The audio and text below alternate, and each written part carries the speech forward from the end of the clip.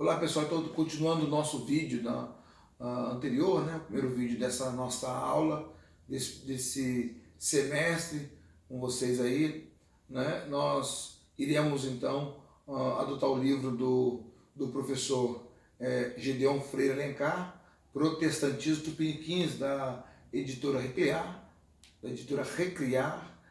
de 2018. Mas lógico, tem três livros importantes, que os outros dois são de Zumbi Mota Dias, de um professor da Universidade Federal de Juiz de Fora, já professor aposentado, né? Um amigo que eu tenho lá, um pastor presbiteriano, e também tenho o Marco Davi de Oliveira, A Religião Mais Negra do Brasil, que os negros fazem opção pelo pentecostalismo, né? Da editora Ultimato. Esse professor Marco Davi, ou pastor Marcos Davi, que é um pastor batista de Teresópolis, mas está morando, né, atuando em São Paulo, ele vai falar que os negros optaram pelo pentecostalismo por causa da forma do culto, por causa da liturgia do culto, mas na realidade ele desconhece que o pentecostalismo é uma tradição de acolhida, e acolhida periférica, do pobre, do negro, do nordestino, da mãe solteira, do ébrio, né? Então nós teremos algumas questões que durante o nosso semestre eu vou expor para vocês, né? É lógico que falar do protestantismo brasileiro, né? E a protestantismo e cultura brasileira é uma coisa interessante, porque vamos falar depois do protestantismo influenciando o Brasil, mas tem uma longa história desde o século XVI, da reforma luterana, a reforma das igrejas reformadas ali com Zwinglio, com Calvino e etc, etc. Então nós teremos essas questões para dar aqui nessas primeiras aulas, assim, eu espero que nesse mês de agosto, né, essas 2 semanas de agosto que nós temos aula, né, agora não, tem 3 aulas, essas 3 semanas, 3 encontros nós teremos, né, hoje, teremos na próxima semana, dia 24, depois dia 31, espero que nós vamos conseguir falar sobre o protestantismo desde o seu nascedouro, né, ou do seu nascimento, né? Mas o Brasil recebeu influência de 3 países, França, Inglaterra e Estados Unidos. A Inglaterra vai influenciar o Brasil, né, por conta de ter dado apoio à família real. A França vai influenciar o Brasil por conta de um país laico, né, totalmente laico, a separação da fé, da religião e do Estado. E os Estados Unidos vai influenciar na questão da república, né? Então são 3 países que vão influenciar o Brasil quanto ao protestantismo. Nós estamos vendo hoje um período de divisão, né? O Brasil está dividido em 2, né? Esquerda e direita, e aí nós temos sofrido, principalmente os pentecostais, têm sofrido muita pedrada, muita desconstrução, fundamentalista, radicais, enfim. O Brasil não é um país... o Brasil é um país laico e essa conversa que nós ouvimos na televisão todos os dias, mas na realidade foi os protestantes que lutaram contra a liberdade, principalmente a liberdade de expressão, contra a liberdade, lutaram para conquistar a liberdade religiosa, lutaram para o país ser laico. Nós temos o mesmo direito que então a Igreja Católica tinha no Estado, né? Isso foi muito discutido, principalmente na Inglaterra.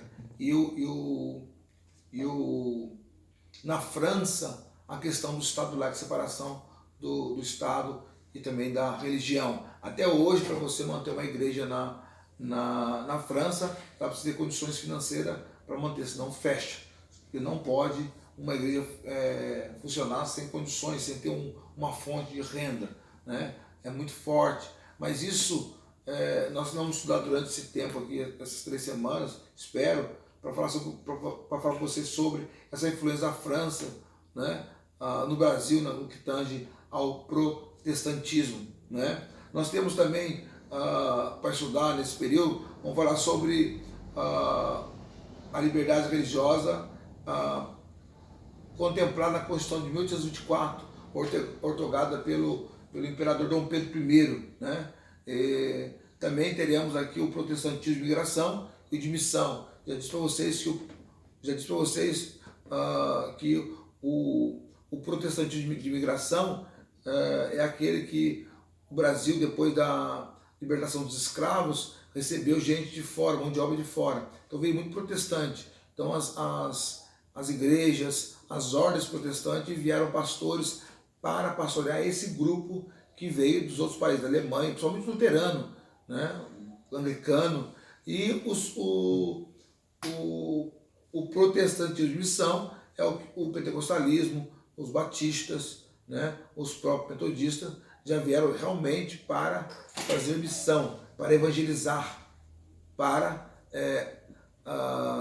fazer o trabalho de evangelismo e assim fundar as igrejas com suas respectivas ordens, né? Presbiteriano, metodista, enfim, batista, enfim. Então, o protestantismo de missão é aquele protestantismo que foi enviado missionário para evangelizar, né? E o protestantismo de imigração é aquele protestantismo pastoral, onde foi enviado pastores para apacentar os irmãos que vieram do outro continente, e aqui não tinha igreja, então não tinha pastores, então mandou um pastor para pastorear esse grupo de pessoas, sem fazer a propagação da evangelização, né? A igreja luterana tem duas linhas, né? A igreja luterana de missão e a igreja luterana que nós chamamos de imigração. Então, a igreja luterana de imigração, ela promove a EST, Escola Superior de Teologia, que é a melhor escola de programa de pós-graduação estrito senso, e é uma igreja que enviou pastor para cuidar dos luteranos que vieram ao Brasil, mas tem um ramo, veio dos Estados Unidos, veio com o fim de evangelizar mesmo, de implantar igrejas no Brasil. Então, nós teremos também a AV1, que vai acontecer dia 5 de outubro. Então, esse material aqui, desde de hoje até o dia 28 de setembro, nós vamos estudar esse material, vai cair na nossa avaliação de número 1. É lógico que teremos aí no dia 28 o protestantismo no Brasil República e o protestantismo na República Velha, né? E a Constituição de 1891, ou seja, já o Brasil com a declaração da sua república, né? A finalização do governo imperial, de um governo de monarquia, agora passou para um governo de república, influenciado pelo iluminismo, enfim, a questão da liberdade da França, enfim, essa série de coisas que nós vamos ter aqui no Brasil. Então, acontece justamente essas questões já no dia 28 de setembro, que nós pretendemos estudar, se Deus se permitir, né? O protestantismo no Brasil República e o protestantismo na República Velha, que vai de 89 a 64, né? E a República, a Constituição de 1891. É lógico que essa República Velha aqui são duas repúblicas. A República Velha termina em 1930 e depois tem a República Nova, que vai de 30 até 64, que quando começa o governo militar. E de 64 a 85 nós temos um período de governo militar, e depois de 85 para frente, então 64 a 85,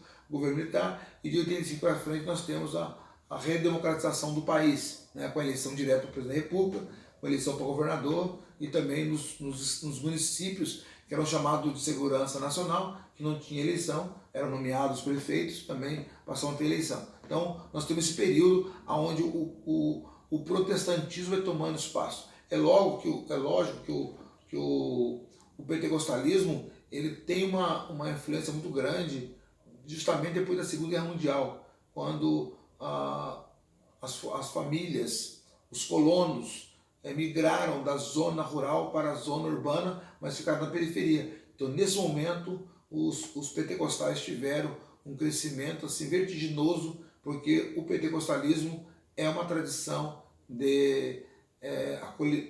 acolhedora, né? Acolhe o periférico. Então, são esses assuntos que nós vamos estudar dentro da nossa emenda. Tá? Vamos para o próximo vídeo.